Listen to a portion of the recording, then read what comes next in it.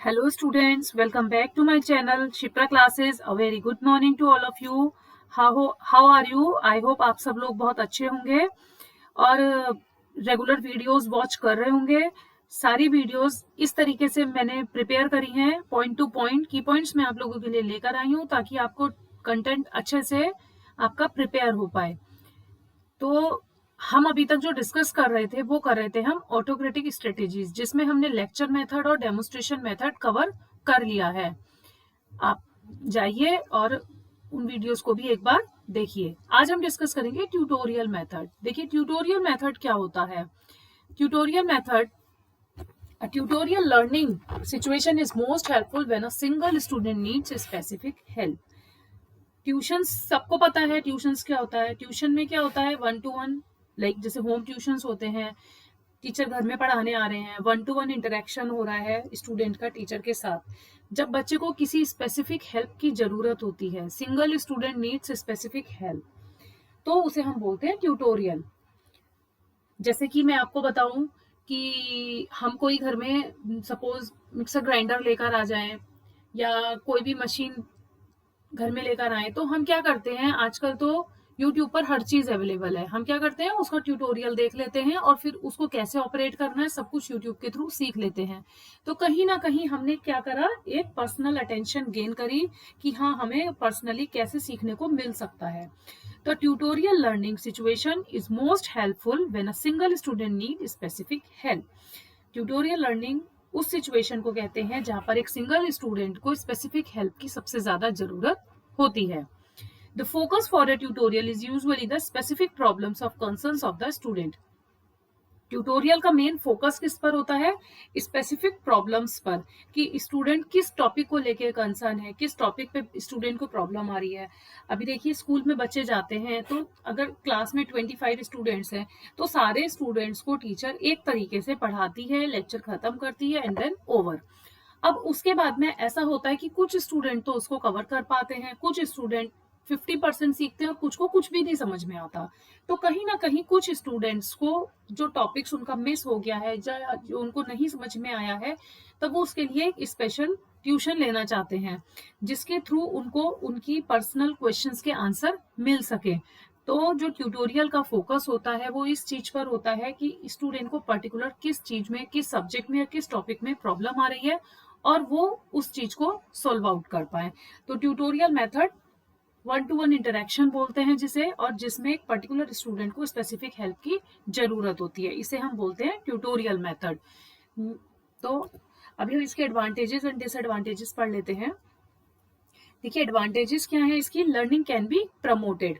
इसके थ्रू हम किसी भी बच्चे की लर्निंग को प्रमोट कर सकते हैं. कैसे, अगर पर्टिकुलर हम किसी स्टूडेंट को 45 मिनट्स या 1 आवर टाइम दे रहे हैं, तो इट मीन्स हम उसकी लर्निंग को प्रमोट कर रहे हैं, उसको और अच्छा सिखा रहे हैं.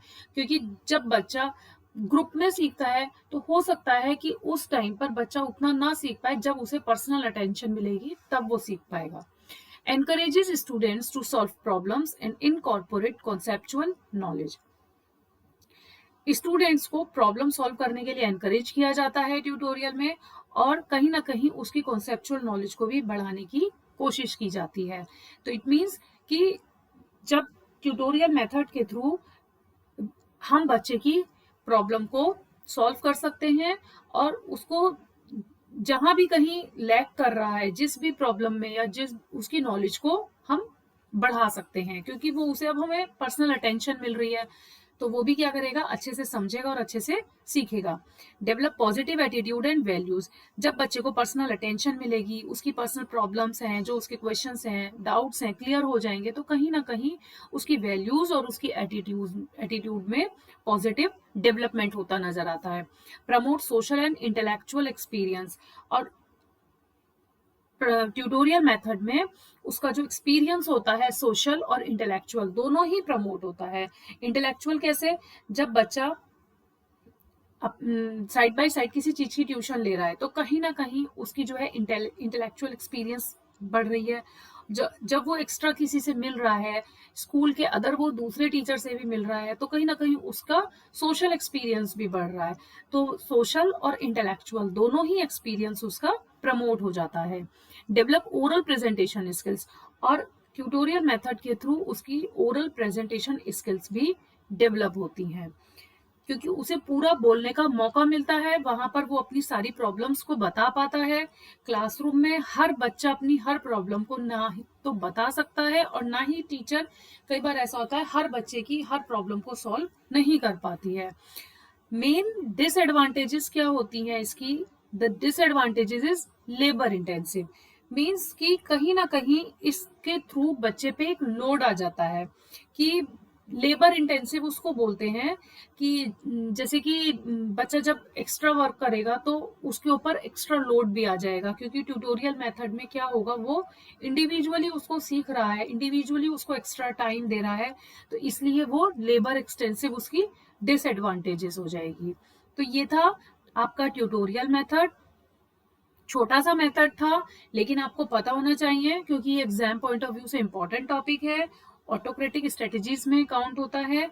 इसमें मेन रोल किसका होता है? टीचर का। सेकेंडरी रोल किसका होता है? चाइल्ड का। क्यों? क्योंकि इसमें टीचर ही बच्चे को समझा रहा है, टीचर ही बच्चे को स्पेसिफिक पर्टिकुलर क्वेश्चन के आंसर्स प्रोवाइड कर रहा है, तो इसमें टीचर का ही मेन रोल हुआ और चाइल्ड जो है इसमें सेकेंडरी माना जाता है। अब देखिए, ये तो हुई हमारी 3 strategies. First one is lecture method, second one is demonstration method and third one is tutorial method. अब हम बात करते हैं डेमोक्रेटिक स्ट्रेटेजीज की। What is democratic strategies? जिस तरीके से ऑटोक्रेटिक स्ट्रेटेजीज टीचर सेंटर्ड होती है, इसी तरीके से डेमोक्रेटिक स्ट्रेटेजीज चाइल्ड सेंटर होती है। इसमें प्राइमरी किसको रखा जाता है? स्टूडेंट्स को रखा जाता है, और सेकेंडरी किसको रखा जाता है? टीचर्स को रखा जाता है। इस अप्रोच को हम बोलते हैं डाइवर्जेंट अप्रोच। क्यों? क्योंकि ये चाइल्ड सेंटर्ड है। बच्चा जो चाहता है हम उसको वो प्रोवाइड करते हैं, बच्चे को कंसीडर करते हुए ही हम सारे रूल्स एंड रेगुलेशंस को फॉलो करते हैं कि जो बच्चे के फायदे के लिए हो, हम उसी काम को करना प्रेफर करते हैं। तो इसलिए इसको हम बोलते हैं डेमोक्रेटिक स्ट्रेटेजीज। और डाइवर्जेंट का मीनिंग क्या होता है? एक ही तरीके को एक ही टॉपिक को या एक ही पर्टिकुलर चीज को कई तरीके से सोचना। क्रिएटिविटी थिंकिंग, क्रिएटिव थिंकिंग जिसे हम बोल सकते हैं। तो डेमोक्रेटिक स्ट्रेटेजीज का मीनिंग आपको समझ में आ गया, ट्यूटोरियल मेथड का मीनिंग आपको समझ में आ गया। अब डेमोक्रेटिक स्ट्रेटेजीज के मेथड हम अपनी नेक्स्ट वीडियो में डिस्कस करेंगे। फर्स्ट वन है ग्रुप डिस्कशन। ग्रुप डिस्कशन के बारे में थोड़ा सा मैं आपको बताना चाहूंगी। ग्रुप डिस्कशन सबको पता है कि ग्रुप डिस्कशन क्या होता है, जिसे हम शॉर्ट में बोलते हैं जीडी। जैसे सपोज टू बी हमने कोई एग्जाम क्रैक किया, तो उसके बाद में उन स्टूडेंट्स का कई जगह एंट्रेंस के बाद में ग्रुप डिस्कशन होता है, जीडी होता है, पर्सनल इंटरव्यू जिसको हम बोलते हैं पीआई। पहले 8 से 10 स्टूडेंट्स को बुलाया जाता है, फिर उनका ग्रुप डिस्कशन होता है, पर्टिकुलर उन्हें एक टॉपिक दिया जाता है, उसमें उनका डिस्कशन किया जाता है उस ग्रुप में। अब देन उसमें से जो स्टूडेंट्स 8 अगर ग्रुप में बच्चे हैं, उनमें से 2 या 4 बच्चे हमने सिलेक्ट कर लिए, देन उनका फिर पर्सनल इंटरव्यू होता है। देन आफ्टर दैट उसके बाद उनका एडमिशन फाइनल होता है।